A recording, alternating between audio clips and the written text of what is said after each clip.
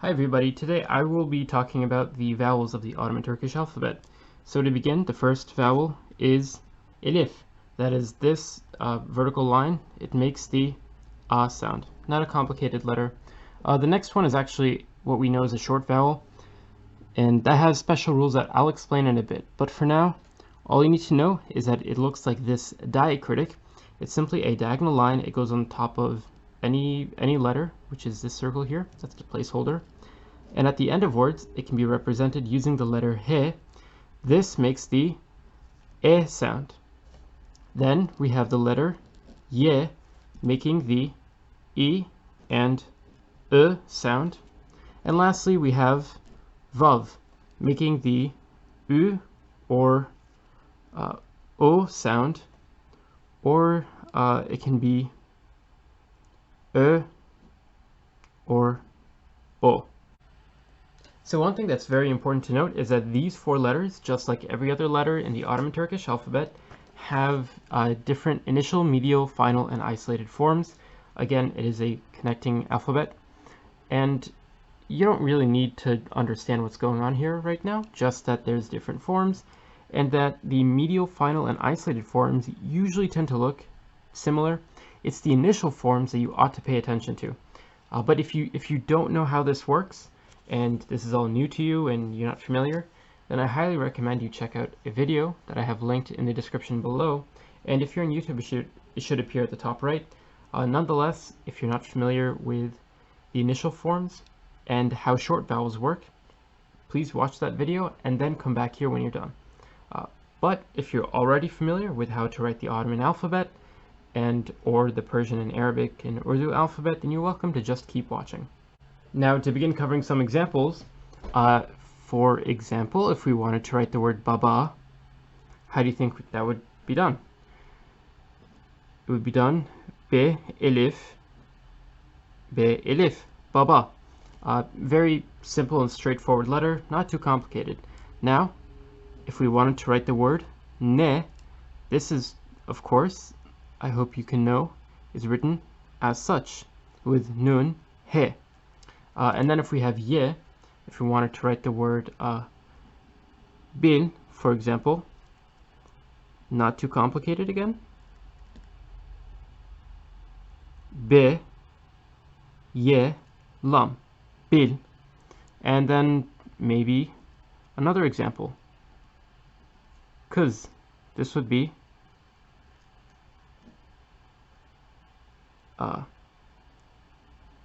kaf, ye, ze, kız. And finally, if we had a word like çoluk, this would be written as çim, vav, çoluk. Another example.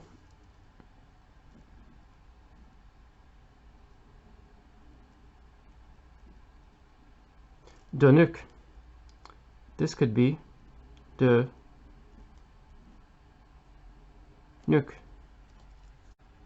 So one thing I need to mention is that there is a first syllable variation for both ye and vav. Now in the first syllable, the letter ye can actually make the e sound with very low probability. And this is around, I would say maybe, I'm going to say around 3% chance. And the alternative reading is either I or at around 97%. So if you see the letter ye acting as a vowel in the first syllable, there's around 97% chance it'll make I or sound. And a 3% chance it'll make the e sound. Now, for vav, this is kind of similar. We have and o, contrasting with u or o. U, right? So, in this case, and o have around, I would say, 65% chance of representing vav in the first syllable when it's acting as a vowel, and u and u around, I would say, a 35% chance. These numbers aren't exact, and I'm happy to post more accurate numbers in the description of the video below. But for now, all you need to know is that e, as represented by ye, is very, very rare, and and o is actually quite common. Now, in all other syllables, meaning second, third, fourth, whatever have you, the letter ye pretty much only makes the e or sound 100% of the time. This is not even arguable. And vav makes the u or u sound also pretty much 100% of the time in words, and this really applies to words of Persian, Arabic, and Turkic origin. When it comes to foreign, maybe European loanwords, this rule is broken, but for Turkic words, this is the rule. There's only one exception to this, and I'll probably cover it in the future. It's not even worth covering now. And so the last point I want to demonstrate with vav is that if we have a word like cho, look, right? We have two syllables here, right? This is the first syllable, and this is the second syllable. So let me write the first syllable here, cho, look. And this is the second syllable. Here we know for a fact it's got to be either u or o, right? 100%. It's only in the first syllable that we have to make the difficult choice between between the o type vowel and the u type vowel. Now I'm going to talk about why we can figure out for a fact it's not either or u, but I'll leave that for a later video. Right now I just want you to know how to pick, or rather that we do have to pick between o and u in the first syllable, but not the second, right? And so I've written the contiguous form over here as well. And we can see this again with another word, that is el, chi. So this is the first syllable, and first, and this is the second syllable, right? And so if we want to write el chi, we would write it like so.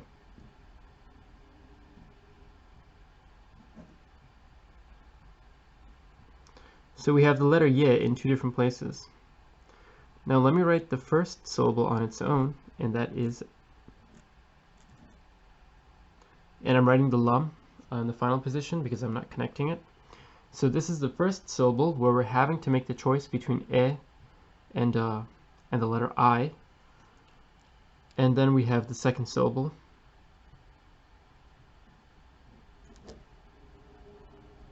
chi, where we know for a fact that we're only going to have either e or e. But it's in the first syllable that we have to make that choice, and I hope you can see how that stacks up. That it's not really random, and I don't want you to get blindsided by it. So to flip the tables around and provide some important context about e, we represent it using the letter ye. Again, let's just say 3% of the time within the first syllable, but the vast majority of the time, again in the first syllable, we actually represent it using üstün. And I'm just putting this circle here as a placeholder mark for the normal üstün, and let's just say this is 97% of the time what we'll use. And these statistics may not be 100% correct, and I'm happy to provide more accurate ones in the description below, but the idea I'm trying to drive home is that you will overwhelmingly choose the üstün 97% of the time if you want to write e in the first syllable.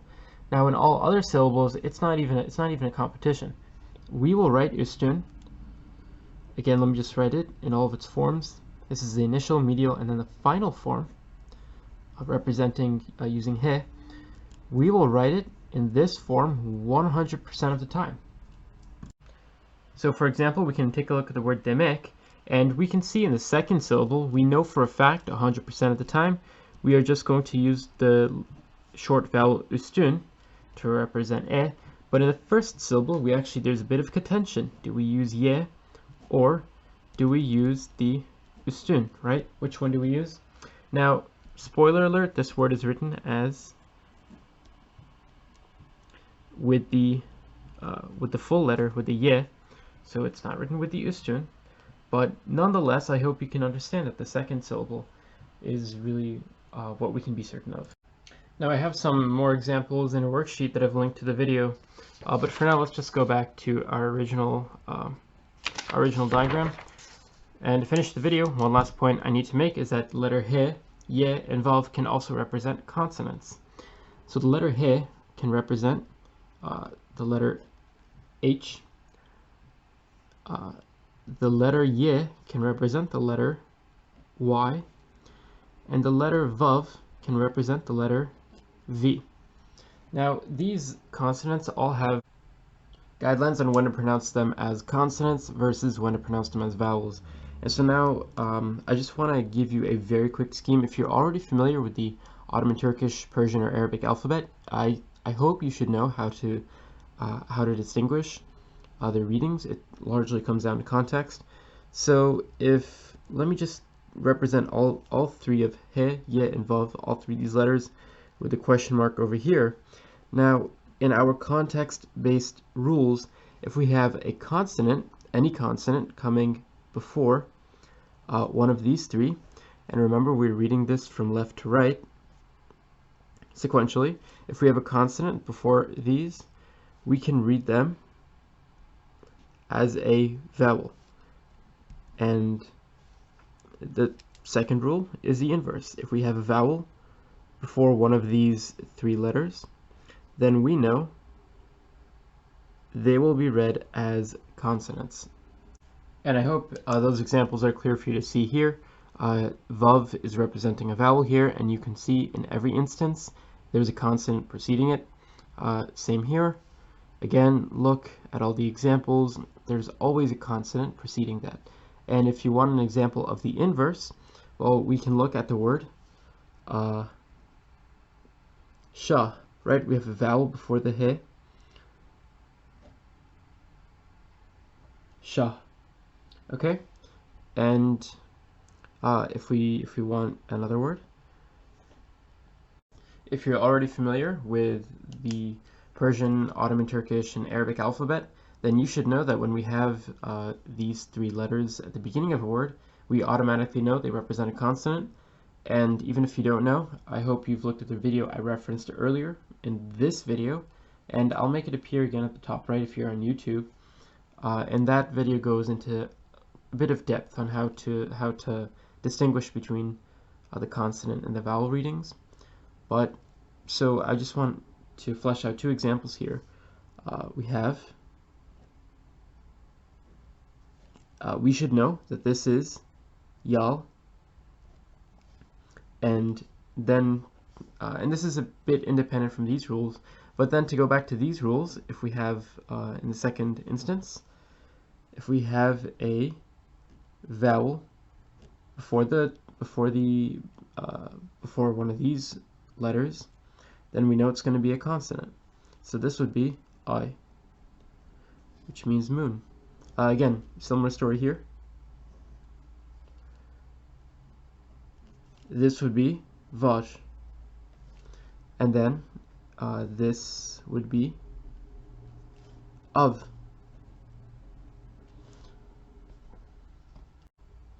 So one last thing that I forgot to touch upon earlier was that when we have a noun in Turkic, in a word of Turkic origin, ending in a, we actually use he to represent it. We don't use elif. So if you look at the word here, kara, which is a noun, it ends in a, and we represent that using the he. And this is used mostly in words of new formation, so Turkic or European loanwords. But when it comes to Persian and Arabic loanwords, this rule does not apply to them, because they are written according to the phonetic principles of their own languages. Now you may be thinking to yourself, well, baba, which is also a noun, ends in elif. And why is this? Let's put aside the fact that baba may be a word of Persian origin. There are a few nouns of Turkic origin, very rare, that do actually end in elif. And there are maybe less than 7 or 10 of these examples that I could list for you. Otherwise, virtually every noun of Turkic or maybe even European origin uses the he to represent the letter A at the end of a word.